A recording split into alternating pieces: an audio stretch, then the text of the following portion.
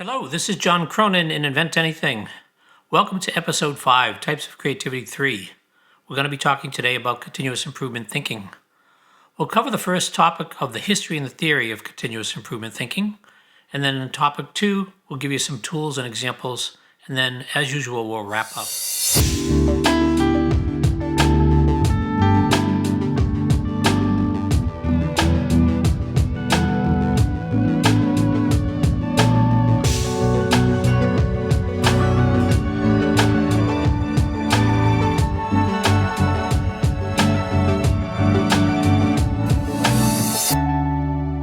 Before we get started, as before, we'll talk about the audience. For those that like to facilitate, well, this is for you. For those individuals that like to do things and be very productive individually, these tools are very, very useful for you. Also very useful and unique to add this information into reports. And for that secret facilitator, once again, to be able to guide conversations using these thinking tools.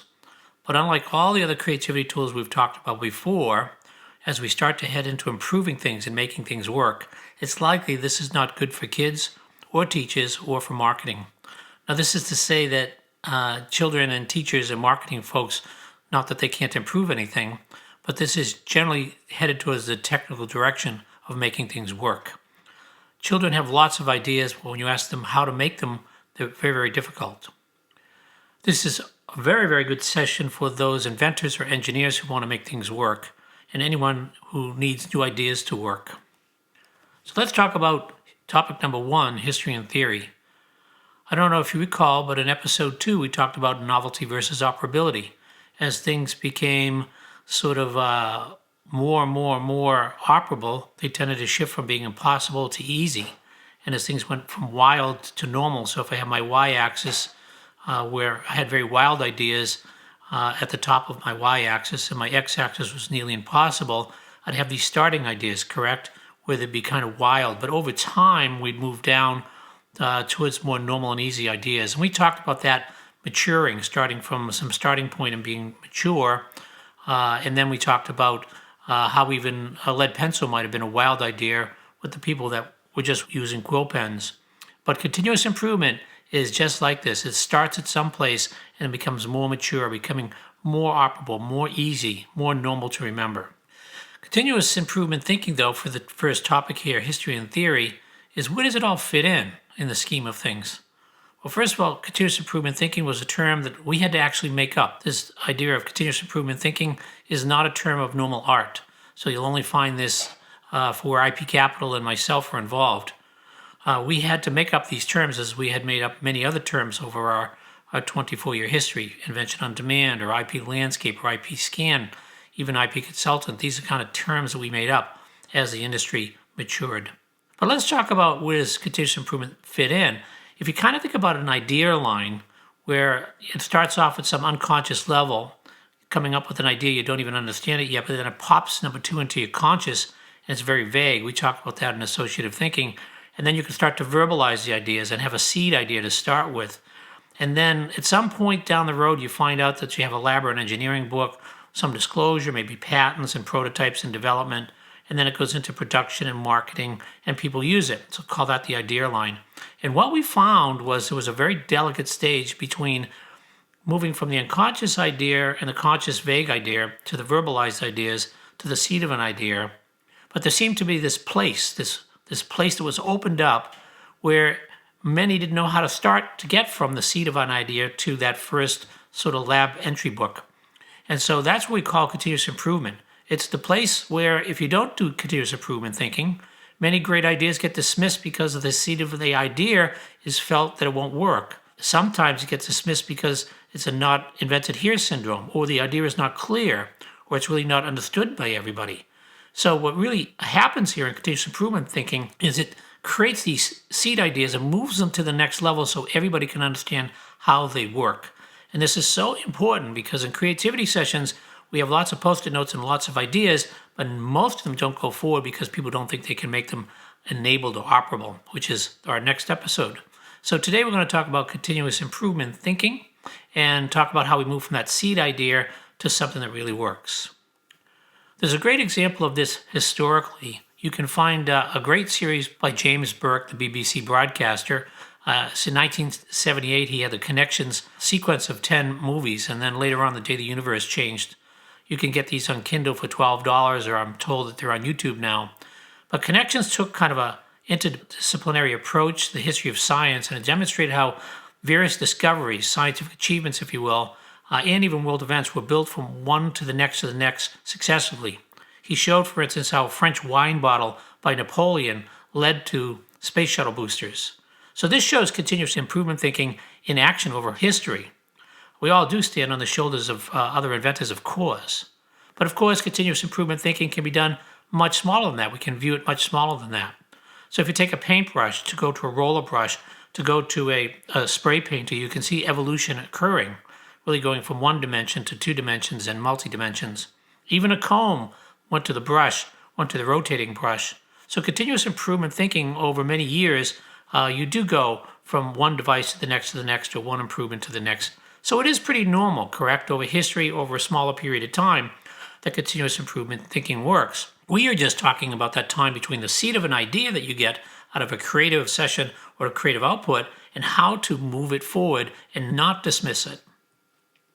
Well, the high-level process for the history and the theory of continuous improvement thinking on this first topic is that, first of all, the process almost always starts at a vague place, and then you can define the idea in a very crisp way, maybe write it down for the group, or maybe make sure that everybody understands the same idea the same way, and then point out the limitations of the idea. But here's the trick. If you point out all the limitations, you'll never get anywhere. You can point out multiple limitations of the new idea, but you have to start with one limitation. And by overcoming each limitation and then going over through each limitation each time, the idea tends to be much more workable. So there's a golden rule here that basically says that all ideas really can be made workable. Ideas are not put into your mind if they couldn't be made workable. You'd have to hang around me, I guess, for a while to see that to be true. You might not believe that, but almost every idea that you come up with, you can make workable. So here's an example. Suppose the first idea is that we should have cars that never crash. This example I'm going to give you is an example that I've used for over 20 years. So we should have cars that never crash. Well, then the limitation is, how are we going to ensure they don't collide? So an improvement to that idea is that we should put barriers between all the lanes, and that would certainly stop these cars from crashing, but the limitation would be, well, then how are we going to switch lanes? So another improved idea is, why don't we have a barrier like an electrical strip, let the cars read that electrical strip, and so when you move over, the car would vibrate or shake and not allow you to move over. We feel that this improvement of idea to idea with the limitations, if done just very systematically and very slowly with teams or yourself, you can make any idea come more to life and to be improved. So we're going to move on to topic 2 then and talk about some tools and examples of continuous improvement thinking. We're going to be talking about our first tool, action owner date. Very simple tool, easy to use, very powerful. We'll move then to tool number 2, which is input output. Then to tool number 3, which is brainwriting. This is great with groups. And then tool number 4, Scamper, as we talked about. Alex Osborne had invented Scamper. We'll talk about that and give an example. And then we'll talk about a tool that we invented at IP Capital called Opposites, which leveraged the sort of critical thinking of all the engineers we work with. And we found it's best to use their critical thinking to actually help us continuously improve a new idea. So let's go to topic number 2, tools and examples, and let's talk about the first one, action owner date. And really this is a takeoff of that very simple tool we used in episode 3, where we used divergence with the lists. And the simplest way to do this is to just make a list of improvements with action owner date so you can plan ahead the continuous improvement thinking. So each idea is translated from vague to potential ideas with improvements over time with an action owner date. And the way this works is, suppose you want to do continuous improvement thinking on an idea like creating a wristband that distributes hand sanitizer. And there was a recent idea I had for COVID because I'm always using a little bottle to wipe my hands, and I thought, why not have that bottle with me? And then I thought, why don't I have a wristband that has little pockets or something that I could punch it, and it would have the ability to dispose some sanitizer right there. So if I start off with maybe an Excel, which is a great way to do this, have 3 columns, action, owner, date, and I'm just using this to write things down. So in the first row I say, why don't I create some drawings and text? I'm going to create a Ziploc bag. I'm going to fill it with the sanitizer. I'm going to cut it. I'm going to heat it to close. I'm going to wrap it as a band with some tape, and then I'm going to put some very fine slices in the plastic so that upon pressure it will perforate in the direction I want. I'm going to do that this weekend, and that's me. But the second thing is, for the action, I'm going to give it to my children to test out during the day. The owners of that will be the kids, and I want them to do it while they're shopping, not in school. And after that, number 3 is I'll get some feedback and evaluate the bands, and I'm going to do that when they get back from shopping. And then what I'm going to do is I'm going to assess, number 4, an action to feedback for the difficulties, listing those key problems, and I'm going to do that right after the weekend, and I'm going to loop through this. Now, simple enough, right? This is just a plan for continuous improvement thinking. And you'll be surprised by putting this in Excel to start off an idea, how you can insert rows or delete rows or create an action checklist. But really, it's planning on how to improve something. Why don't we move to the second tool, which is a little bit more, I would say, uses more creative thinking, if you will. So in topic 2, tools and examples, we'll do tool number 2 called input-output. This tool is a lot like morphological matrix as a convergent tool, and we discussed this in episode 2. In associative thinking, in episode 4, it combines morphological matrix and associative thinking. And this is used to make improvements based upon where you are and where you want to go. And what you do is you create 4 boxes, one labeled input, bridge the gap, and output, and put those at the bottom, left to right, input, bridge the gap, and output. And above the bridge the gap, put a box called specification. And what happens is the group diverges in a list of inputs and specifications, and we'll give you an example of this. And then the group works together to take an input and a specification and come up with some idea to bridge the gap. And then what we'll do is list all those improvements as you go.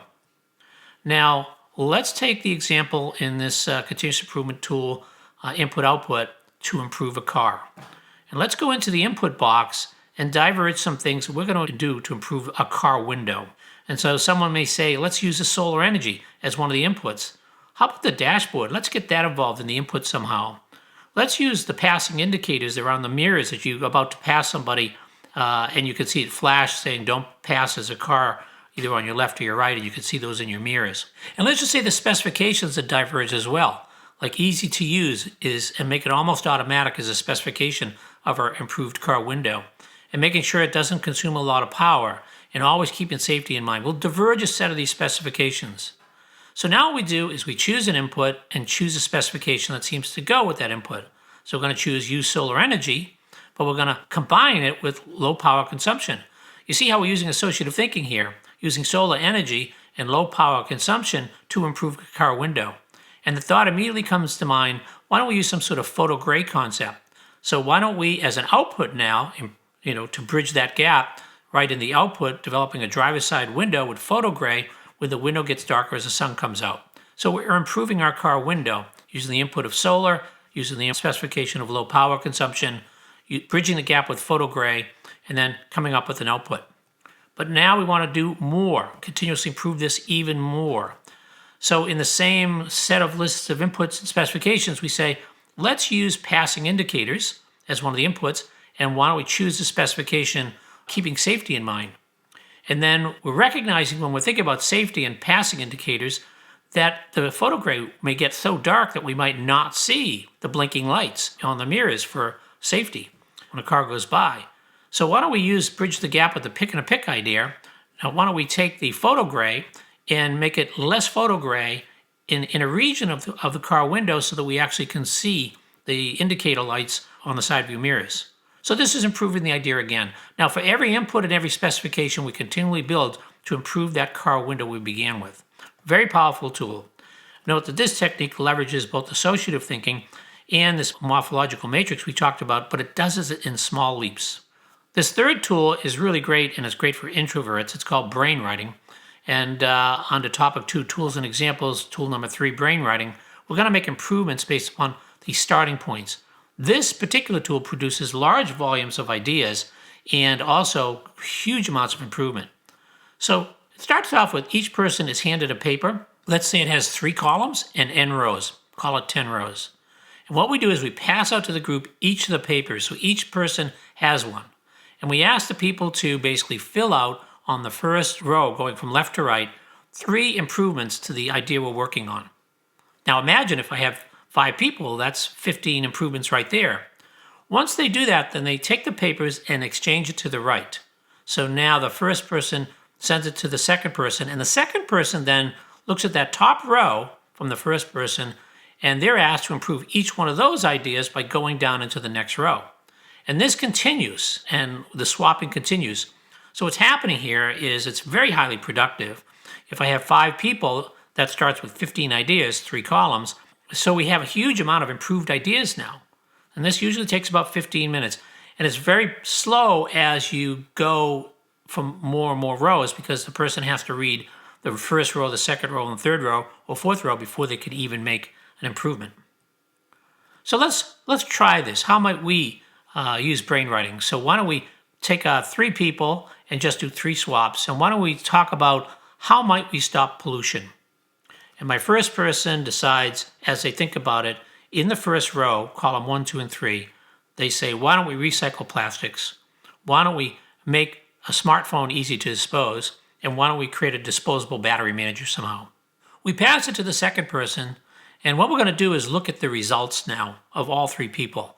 So instead of talking about what each person does, we'll actually talk about each column by itself. So in the first cycle of recycling plastic, a person improved it, person number 2, by saying, why don't we label plastic for ease of disposal? It's a very sort of sound idea that we should know how we're going to recycle.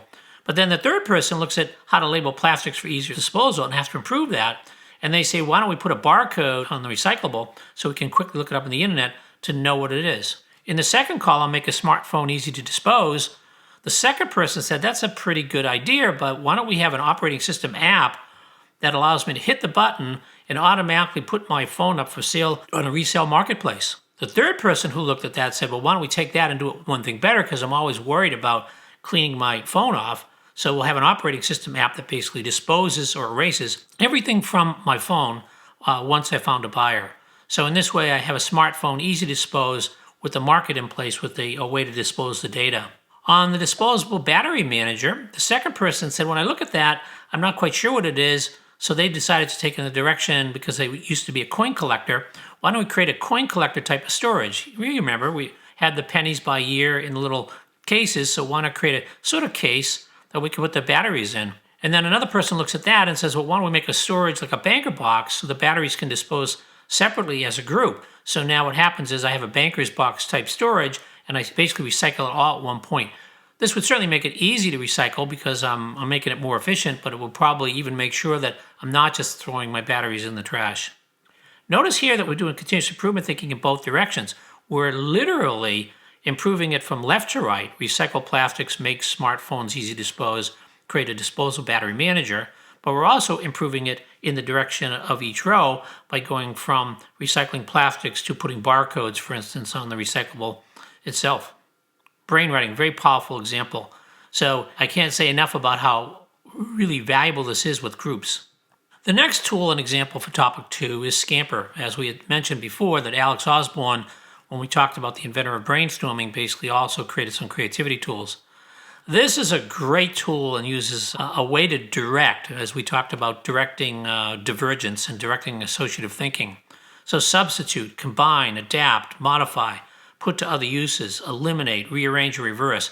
That spells Scamper: substitute, combine, adapt, modify, put to other uses, eliminate, rearrange. That's S.C.A.M.P.E.R. So we're going to take that now, and we're going to try in topic 2 of this tool number 4, how to use Scamper. So we're going to ask the question, how do we improve an umbrella? So to substitute, we might think about taking the cap of the umbrella and make it very, very hard, so to be useful as a cane. In other words, make it kind of rubbery and hard so it doesn't slip. When I want to think about combining, maybe I could take the handle and create a sort of formable rubber to improve the grip. Maybe adapt, I can make an umbrella that can open full or open 50%. Maybe that would be very useful in cities when lots of people have umbrellas. Or we could modify by making the shaft expandable. Maybe it has a high and a medium and low setting. Put to other uses, well, this is kind of fun. We could have the umbrella be defense. We all see Batman's penguin, turn that into a gun. Or we could use the eliminate, create various skins and, to eliminate the original color. So I get my basic umbrella and it comes with 4 or 5 skins, or I can buy skins to put over the umbrella to have it sort of one umbrella, but I can have it for 3 different seasons. And then reverse. Maybe I actually have the umbrella collapse inside of a tube instead of pulling it down around the sides. So the last tool we want to talk about on topic 2 is the opposites tool. This tool we actually created in IP Capital because we spent so much time working with engineers and technical people, and we recognized that a lot of these tools take some time to buy in. And we recognized almost immediately that engineers and technical people have huge backgrounds in critical thinking. They can tell you why something doesn't work so quickly. So we decided, why not use that? So to sort of set this up, we created a list with 2 columns. First column says opposite, next column is reconstruction. And what we do is we set the idea up, and then we list how to make the idea worse. Usually 5 or 10 is okay. And we can play around with this. We can have ideas that are make it worse just a little bit or make it almost impossible. And what we try to do next is we take each idea in the opposite column and try to reverse that and improve it, because the opposite of an opposite gets you back to an improvement. This is a great tool for those people that are really critical thinkers because they can easily list what's wrong with something, and then they can leverage that. It's a divergence tool to essentially list all the things wrong with something. So why don't we start off with the new idea here, and why don't we say we want to help dry erase markers and we want to help them from drying out. So let's list some things that would make it worse. Why don't we ship the markers without any fluid in it? Why don't we have a cap that's such a poor seal it will leak? Why don't we have a whiteboard that will suck the ink out? Why don't we have the body of the pen really exposed so the ink can evaporate really quickly? Why don't we have the cap and make it such that it sucks the ink out, which is not a good thing. You'd want it to stay in the body of the pen. Why don't we just put a really small amount of felt inside, and that would have almost 0 wick so it wouldn't come out. Even better, why don't we put inside the ink, put an alcohol-based system so it evaporates so quickly that it dries and doesn't even stay on the board. Why don't we have a drying agent or increase exposure of the tip areas so it evaporates really quickly? So look at there, I have 10 or so ways to make my dry erase marker worse. I wanted to make it so it wouldn't dry out, and I reversed it by filling in the column of all the opposites out to make sure they always dry out. Now we play this game. We go down and try to pick one of the opposites and turn it around. So let's talk about the cap and the poor seal.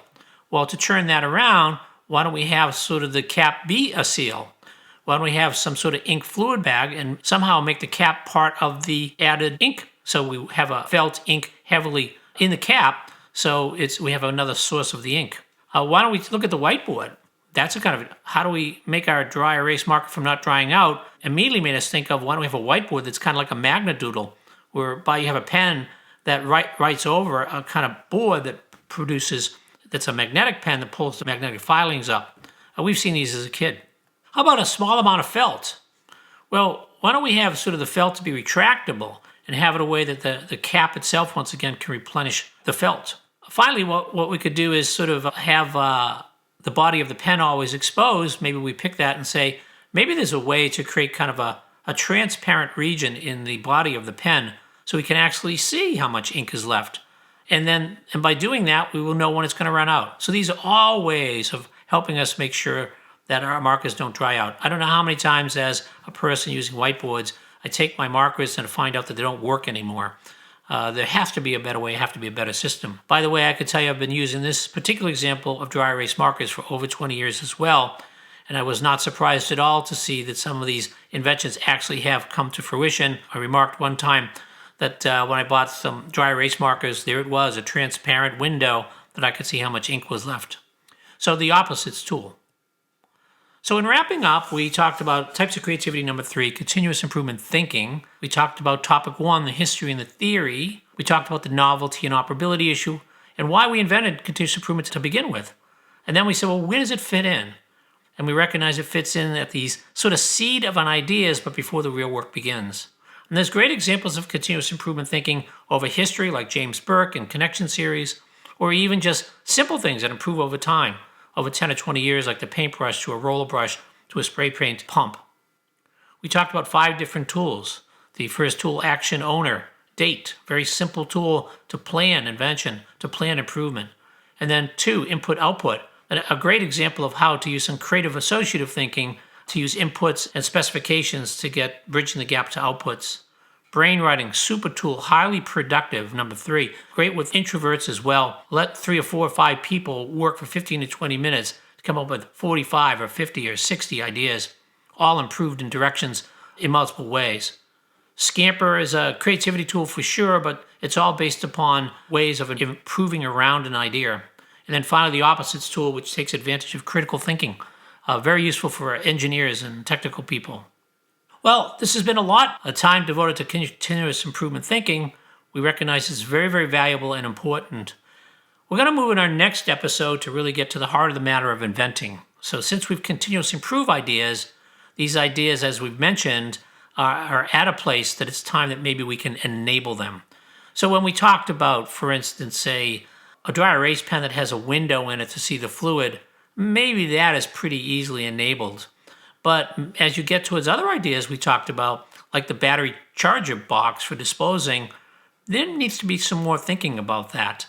And then there are some ideas that need even further thinking. So moving directly from continuous improved ideas to enabled ideas, we'll talk about basically what enablement is, and is it really in the eye of the beholder or the judge to say, does the idea work or not?